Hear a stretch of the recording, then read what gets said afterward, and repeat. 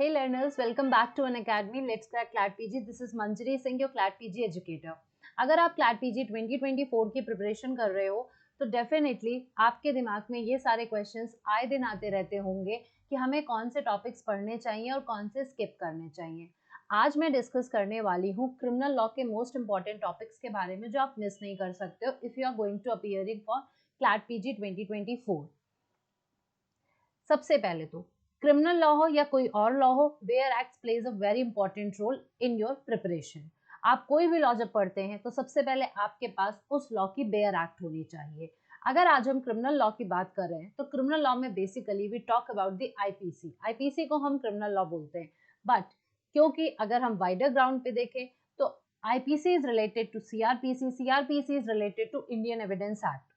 तो होता क्या है, जब आप क्लैट पीजी 2024 की प्रिपरेशन कर रहे हो तो आपने प्रीवियस ईयर क्वेश्चंस भी देखे होंगे। प्रीवियस ईयर क्वेश्चन में क्रिमिनल लॉ के कैटेगरी में सबसे ज्यादा अगर पूछा जाता है तो वो है आईपीसी, उसके बाद सीआरपीसी। इंडियन एविडेंस एक्ट के कुछ क्वेश्चंस हमसे पूछे भी जा सकते हैं, कुछ नहीं भी पूछे जा सकते हैं। दैट इज नॉट मैंडेटरी कि वो आपसे पूछा जाएगा, क्योंकि जब हम सिलेबस की तरफ देखते हैं तो सिलेबस में सिर्फ और सिर्फ क्रिमिनल लॉ लिखा हुआ है। ना तो आईपीसी अलग से मेंशन है, ना सीआरपीसी मेंशन है और ना ही इंडियन एविडेंस एक्ट मेंशन है। तो हम इन तीनों कैटेगरी को इसमें लेके चलेंगे और आज मैं आपको वो इंपॉर्टेंट टॉपिक्स बताऊंगी जो आपको श्योरली तैयार करके जाने हैं क्लैट पीजी 2024 के लिए। सबसे पहले क्या करना है, सबसे पहले जैसा कि लिखा हुआ है बेयर एक्ट्स। बेयर एक्ट्स आपकी ग्रंथ होती है, उसको आप पढ़ोगे ही पढ़ोगे, उसको आप स्किप नहीं कर सकते हो। सबसे major portion is the index. सबसे पहले आपको इंडेक्स को खोलना है और इंडेक्स को देख के समझना है कि मुझे कौन से चैप्टर पढ़ने हैं और कौन से चैप्टर नहीं पढ़ने हैं। जैसे आपके लिए क्लैट पीजी के लिए अगर देखूं तो कौन कौन सी चीजें इंपॉर्टेंट होती हैं, कैसे आप इसको समझ पाओगे कि मुझे कौन से टॉपिक्स पढ़ने हैं। जो टॉपिक एक पूरे पूरे लेंदी जिसपे आंसर्स बनते हैं, जो हम डिस्क्रिप्टिव पेपर एग्जाम के लिए पढ़ते हैं, वही क्वेश्चंस आपके यहाँ भी इंपॉर्टेंट होते हैं। क्यों? बिकॉज आपको यहाँ पर पैसेज बेस्ड क्वेश्चन आने वाला है। तो पैसेज उसी चीजों पे बनता है जिसपे एक डिटेल डिस्कशन हो सके। जैसे फॉर एग्जाम्पल अगर मैं बात करूं एविडेंस एक्ट की, तो एविडेंस एक्ट में डॉक्ट्रिन ऑफ रेस जेस्टे हम सब लोग पढ़ते हैं। अब आपको मालूम है कि रेस जेस्टे में 5 से 55 तक हम कई सारी चीजें देख रहे हैं। ठीक है, रेस जेस्टे तो हमने 6 में देख लिया, बट 5 से 55 तक रेलिवेंसी ऑफ फैक्ट्स हम जो देखते हैं उसमें कई सारी चीजें कवर हो जाती हैं। तो रेस जेस्टे पे कोई इंस्टांस दे दिया, कोई भी केस उठा के दे दिया, अब हमें पता होना चाहिए उसके बारे में। मतलब 5 से 55 तो आपके लिए इंपॉर्टेंट हर हाल में हो जाता है। In the same way CrPC में कुछ टॉपिक्स की अगर मैं बात करूं, बेल, आए दिन बेल के ऊपर जजमेंट्स आते रहते हैं, तो बेल अपने आप में पूरा इंपॉर्टेंट टॉपिक है। अब वो चाहे बेल कॉग्निजेबल ऑफेंस के केस में हो रही हो, चाहे नॉन कॉग्निजेबल के केस में, चाहे एंटीसिपेटरी बेल हो रही हो, कोई भी चीजें, जितने भी प्रोविजन बेल से कनेक्टेड है वो आपको पढ़ने पड़ेंगे।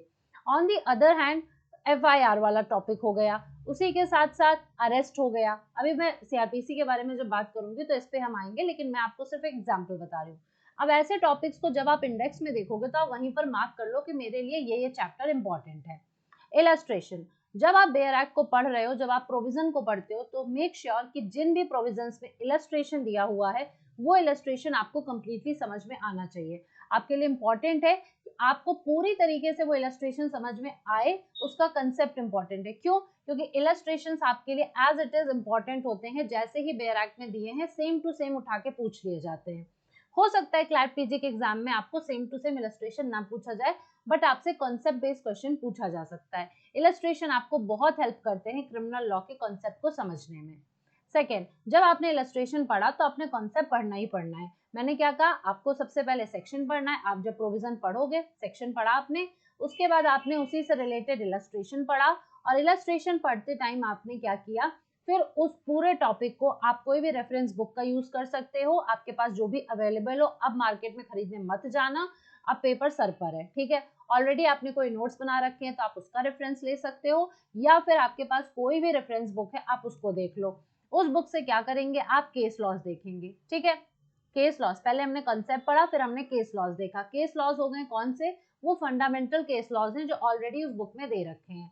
सेकेंड आता है रिसेंट में क्या केस लॉज उस टॉपिक पर आए हैं, वो आप गूगल पे जाके सर्च कर सकते हो और आपको मिल जाएगा।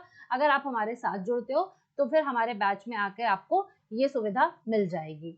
लीगल टर्म्स ये बहुत इंपॉर्टेंट होते हैं। जब भी आप कोई प्रोविजन पढ़ते हो तो टेक्निकल टर्म्स आते हैं जिनको हम लीगल जार्गन्स कहते हैं, वो हमारे सामने आते हैं और हम उसको इग्नोर भी कर देते हैं कई बार। मेक श्योर आपको इन सब चीजों का मतलब मालूम हो, क्योंकि जब क्लैट पीजी के पेपर में कोई भी पैसेज आता है, अगर उसमें कोई भी एक टर्म है जिसके ऊपर सुप्रीम कोर्ट या हाई कोर्ट में डिटेल डिस्कशन किया गया है, तो उस पर्टिकुलर वर्ड का मतलब भी आपसे क्वेश्चन में पूछा जा सकता है। तो इसको इग्नोर मत करिए, उसको कंप्लीट करते हुए चलिए। बेसिकली कहने का मतलब ये है, आपके सामने जो भी आ रहा है, जो भी आप पढ़ रहे हो, उसको आप दरकिनार नहीं कर सकते हो। अब आपके लिए इंपॉर्टेंट क्या है, शॉर्ट नोट्स बनाना। जब भी आप कुछ भी पढ़ रहे हो, आपको ध्यान रहे कि मैं कौन सा टॉपिक पढ़ रहा हूँ, ठीक है, और उस टॉपिक पे आपने एक ही जगह वो नोट्स बना लिए हो। टॉपिक लिया, टॉपिक पे रिलेटेड आपने सेक्शन लिख दिए। अगर हम कॉन्स्टिट्यूशन पढ़ रहे हैं तो हम आर्टिकल लिखते हैं, यहाँ पे क्रिमिनल लॉ की बात हो रही है तो आपने सेक्शन लिखा। सेक्शन के साथ ही साथ वहाँ पे इलस्ट्रेशन हो गया। इलस्ट्रेशन जरूरी नहीं है आप पूरा का पूरा कॉपी पेस्ट करें, आप यहाँ पे एक डायग्राम टाइप बना सकते हैं कि ए ने बी को ये सामान दिया, बी ने उसके बदले में उसको पैसा दिया। जैसे भी आप समझ सकते हो, वो आपका खुद का तरीका है, क्योंकि आपके नोट्स आपको खुद को पढ़ने हैं, किसी और को नहीं पढ़ने हैं। मैं बहुत ज्यादा नोट्स बनाने पे ज्यादा एक्सप्लेनेशन इसलिए नहीं दूंगी क्योंकि आप कोई डिस्क्रिप्टिव पेपर नहीं देने जा रहे हो, you are going to give the paper जो कि एमसीक्यू बेस्ड है। तो एमसीक्यू बेस्ड पेपर में आप अपने तरफ से तैयारी के लिए कैसे भी नोट्स बनाओ, ये फर्क नहीं पड़ता है, हर एक इंडिविजुअल का अपना खुद का तरीका होता है। थर्ड आपके लिए इंपॉर्टेंट है, आप केस लॉज लिखोगे। आपके अगर आपकी मेमोरी बहुत स्ट्रांग है तो आप यहाँ पर अगेन ये डायग्राम फॉर्म में बना सकते हैं कि हाँ भाई, एक कैंडिडेट था, पेटिशनर था, या फिर ठीक है रिस्पोंडेंट हो गया। अगर आप बात कर रहे हैं जो भी केस है, ठीक है, थेफ्ट का है तो डब्बा कुछ बना दिया, चोरी हो जाता है, ये सारी चीजें आपने मेंशन कर ली। ठीक, अगर आपको लगता है मेमोरी कमजोर है तो थोड़े बहुत हम कीवर्ड्स लिख सकते हैं, ठीक है, कि थेफ्ट हुआ था, कॉन्स्पिरेसी हुआ था, मर्डर था, फिर उसके बाद कितना ब्लड आया, एविडेंस क्या था। इस तरीके से छोटी छोटी चीजें आप थोड़ी बहुत मेंशन कर सकते हो। आगे अगर मैं बात करूं देन फिर सबसे इंपॉर्टेंट आता है रीसेंट, एंड प्लीज इसमें कॉम्प्रोमाइज मत करना जब इसको नोट्स में लिख रहे हो, ठीक है। Recent in the sense, recent का मतलब क्या होगा, 2020 के बाद से 2023 तक के सारे इंपॉर्टेंट जजमेंट जो इंपॉर्टेंट है, इंपॉर्टेंट डिसाइडेड केस लॉस, ठीक है, decided case laws supreme court के हो गए और हाई कोर्ट के जिसमें कुछ ओवर रूलिंग हुआ है या कुछ अपेल्ड किया गया है। तो मैं बिल्कुल कहूंगी आप इसको बिल्कुल भी स्किप मत करिए। ये शॉर्ट नोट छोटे छोटे आप बनाते रहिए, आपके टाइम के हिसाब से ये है। आपका अगर तैयारी हो चुकी है तो फिर आप ऑब्वियसली शॉर्ट नोट्स भी हो सकता है बना के रखे हो, तो उसको आप रिवाइज करो और उसको अपडेट करते रहो। अगर आप अभी भी प्रिपरेशन कर रहे हो तो साथ साथ जो भी पढ़ते रहो उसको छोटा छोटा थोड़ा बहुत लिखते रहिए। क्या कवर करना है, कवर बेसिकली हमें ये करना है, ऐसा कोर्स हमें कवर करना है कि भाई जिससे हमारा फंडामेंटल कॉन्सेप्चुअल क्लैरिटी हो जाए और हमारे इलस्ट्रेशंस एकदम क्लियर हो जाए। हमें लैंडमार्क केस लॉस पढ़ने ही पढ़ने हैं, हमें रीसेंट जजमेंट्स पढ़ने हैं जो क्रिमिनल लॉ पर बेस्ड हैं। इसको आइडेंटिफाई कैसे करेंगे, इसको आइडेंटिफाई ऐसे करेंगे जब आपको एक तरफ पता है कि मुझे कौन कौन से इंपॉर्टेंट टॉपिक्स पढ़ने हैं। जैसे मैंने आपसे कहा आपको बेल पढ़ना ही पढ़ना है, तो वही बेल के जो जजमेंट्स आए हैं वो आपके लिए इंपॉर्टेंट हो जाते हैं। जब मैंने कहा आपको एफआईआर पढ़ना ही पढ़ना है, तो एफआईआर से रिलेटेड जजमेंट्स आपके लिए इंपॉर्टेंट है। मैंने कहा अरेस्ट पढ़ना है तो उससे रिलेटेड जजमेंट्स इंपॉर्टेंट हो गए। अगर किसी को कनेक्ट कर रहे हैं, एक लॉ को दूसरे लॉ से कनेक्ट कर रहे हैं, जैसे क्रिमिनल को कॉन्स्टिट्यूशन से अगर कनेक्ट करके कुछ बताने का प्रयास किया जा रहा है, तो आपके लिए अगेन वो फिर इंपॉर्टेंट हो जाता है। इस तरीके से आप कवर करोगे। मतलब जजमेंट्स को पिक आउट करने का कोई स्पेसिफिक तरीका नहीं है, एक सोल तरीका यही है कि आपके पेपर के लिए जो भी टॉपिक्स इंपॉर्टेंट है आप उसी से रिलेटेड जजमेंट्स को उठाइए, वो आपके लिए ऑटोमेटिक इंपॉर्टेंट हो जाते हैं। अब आज का जो मेन टॉपिक था कि हमें क्रिमिनल लॉ अगर पढ़ना है तो हम कौन से टॉपिक्स को बिल्कुल छोड़ के नहीं जा सकते अगर हम 24 का क्लैट पीजी देने जा रहे हैं। सबसे पहले तो ये डेफिनेशन क्लॉज हो गया, ये मैं बात कर रही हूँ आईपीसी की, ठीक है। आप कहोगे क्रिमिनल लॉ बदलने जा रहा है, अरे भाई अभी बदला नहीं है। आपको बदले हुए क्रिमिनल लॉ से कोई मतलब नहीं है, जब तक कि वो नया क्रिमिनल लॉ एक्ट नहीं बन जाता है अभी आपको पुराना ही पढ़ना है। तो प्लीज उस पर डिस्कशन करके टाइम अपना वेस्ट ना करें। जो है एक्ट बनना होगा, जब बनना होगा तब हमारे सामने आएगा, तब उन चीजों से हम डील करेंगे। फिलहाल हमारे सामने एग्जाम है और एग्जाम के पहले हमारे पास ये सिलेबस है जो हमें कंप्लीट करना है एट एनी कॉस्ट। तो बिना कुछ सोचे उसको करो। डेफिनेशन क्लॉज आईपीसी के बहुत इंपॉर्टेंट है, ये सब अच्छे से पढ़ के जाएं। आपको मीनिंग पता होना चाहिए, क्योंकि अगेन मैंने कहा, मान लीजिए एक सिंपल सा टर्म गुड फेथ है, ठीक है, आप सबको पता है गुड फेथ 52A में दे रखा है आईपीसी में। अब गुड फेथ के बारे में अगर पैसेज में कुछ है, कहीं पर एक वर्ड गुड फेथ लिखा हुआ है, क्या पता आपसे पूछ लें कि in which of the following section good faith is incorporated, या फिर गुड फेथ का मतलब क्या होता है, तो आपको पता होना चाहिए। ड्यू केयर एंड अटेंशन, ये दो वर्ड हैं, यूज होते हैं 52A में, आपको उसके बारे में भी पता होना चाहिए। फिर अगर हम बात करते हैं कि वो हार्म होता है हमारी प्रॉपर्टी को, बॉडी को, रेपुटेशन, प्रॉपर्टी को। इंजरी का मतलब क्या है? इंजरी का मतलब, हाँ, तो 44 में दे रखा है इंजरी। आप पूछ सकते हैं क्या क्या इंजरी, किसको किसको, तो ये चारों टर्म्स आपको पता हो। यानी कहने का मतलब है कि कुछ भी व्यर्थ नहीं है, आपको कहीं पर भी कैसे भी घूम घुमा के पूछा जा सकता है। तो डेफिनेशन क्लॉज करना है, अबेटमेंट एंड कॉन्स्पिरेसी आपको पढ़ना है, डिफरेंस आपको इसके बारे में डेफिनेटली मालूम होना चाहिए, क्योंकि ये चीजें आपसे पूछी जा सकती हैं स्टेटमेंट फॉर्म में। ठीक है, एक स्टेटमेंट दे दिया अबेटमेंट के बारे में, दूसरा दे दिया कॉन्स्पिरेसी के बारे में, तीसरा दोनों के बारे में, और फिर पूछ रहे हैं विच of the following statement is correct, या फिर पूछ रहे हैं नहीं करेक्ट है, या फिर इन दोनों के बीच में कौन से स्टेटमेंट्स हैं जो डिफरेंस अच्छे से स्टैब्लिश करते हैं। तो आप जब ये पढ़ के रखोगे तभी तो बता पाओगे। फिर जनरल प्रिंसिपल्स एंड डेफिनेशंस तो मैंने ऑलरेडी बता दिया, जनरल प्रिंसिपल्स वगैरह हो गए क्रिमिनल लॉ के, ठीक है, जिसमें आपको पता होने चाहिए कि एलिमेंट्स क्रिमिनल लॉ के क्या होते हैं, क्या क्या उसमें मैक्सिम्स होती हैं जिसके बेसिस पर क्रिमिनल लॉ आपका रन करता है, पनिशमेंट्स के बारे में पता हो, डिफेमेशन आप बिल्कुल नहीं छोड़ सकते हो, क्योंकि अभी रिसेंट में राहुल गांधी का केस चला तो डिफेमेशन आपका न्यूज में भी आ गया है।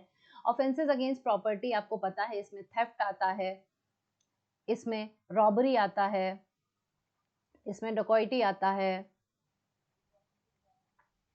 ठीक है, क्रिमिनल सीबीटी है, क्रिमिनल ब्रीच ऑफ ट्रस्ट है, क्रिमिनल ट्रेसपास है, ठीक, कई तरह की चीजें, criminal miss appropriation of property है, ठीक, ये सारी चीजें इसमें कवर हो जाती हैं और आप इसको स्किप नहीं कर सकते। स्टोलन प्रॉपर्टी भी आता है, मिसचीफ भी आता है। ऑफेंसेस अगेंस्ट बॉडी में आपको मालूम है किडनैपिंग है, अबडक्शन है, मर्डर है, ठीक है, कल्पेबल होमिसाइड है, यही सब एक्सेट्रा, ये सब आपको कवर करने हैं, क्योंकि ये टॉपिक ऐसे हैं जो फुल लेंथ वाले हैं और आए दिन इनके ऊपर केस लॉज कुछ ना कुछ कहते रहते हैं, तो आपको मालूम होना चाहिए। स्पेशली किडनैपिंग और अबडक्शन मत छोड़िएगा, इसको बहुत कायदे से करके जाइएगा। वहीं पे दूसरी तरफ स्टेजेस ऑफ क्राइम के बारे में मैंने आपको बता दिया, जनरल प्रिंसिपल्स में ये सब चीजें कवर हो जाती हैं। ऑफेंसेस अगेंस्ट मैरिज बहुत इंपॉर्टेंट है, क्योंकि आए दिन जजमेंट्स इनके ऊपर आते रहते हैं, इससे रिलेटेड फैमिली जो मैटर्स होते हैं, फैमिली इश्यूज वाले, वो भी कवर हो जाते हैं। तो ये मिक्स इंटरमिक्स होते हैं बेसिकली, फैमिली और क्रिमिनल वाले, तो वो आप देख सकते हो आपके लिए कौन सा इंपॉर्टेंट है। ये वो टॉपिक्स हो गए जो आप स्किप नहीं कर सकते हो। इसके अलावा आप कुछ एक्स्ट्रा पढ़ रहे हो तो बिल्कुल भी नुकसान नहीं है, डेफिनेटली आप पढ़ के जा सकते हो, बट ये है जो आपको करके ही जाना है। अगर मैं यहाँ पर बात करूं आपसे, ये सीआरपीसी और एविडेंस, अब आप कहोगे बस इतने कम टॉपिक्स, ये टॉपिक क्योंकि इसलिए कम रखे हैं क्योंकि आईपीसी से सबसे ज्यादा पूछा जाता है, मैंने कहा क्रिमिनल लॉ में, फिर आपका सीआरपीसी आता है, फिर एविडेंस आता है, ठीक है। तो अब जो चीजें बिल्कुल नहीं छोड़नी है वो आपको पता होनी चाहिए। आपको कोर्ट्स की हायरार्की, अब कहोगे क्या हायरार्की पे पूछा जाएगा? नहीं पूछा जाएगा, लेकिन अंडरस्टैंडिंग के लिए जरूरी है। जब आपको हायरार्की कोर्ट्स की पता रहेगी तभी आप बता पाओगे कि हाँ भाई कौन सी कोर्ट कब ओवर रूल कर रही है, कौन सी कोर्ट किसका जजमेंट देख सकती है, ज्यूरिसडिक्शन किसका सही है किसका गलत है, रिव्यू कब हो सकता है, रिवीजन कब हो सकता है, ये सारी चीजें आपके लिए इंपॉर्टेंट है। Maintenance very important topic, you just can not miss this topic, क्योंकि इस टॉपिक पर आए दिन कोई ना कोई जजमेंट आता रहता है। क्या डॉटर अपने माता पिता को मेंटेनेंस दे सकती है?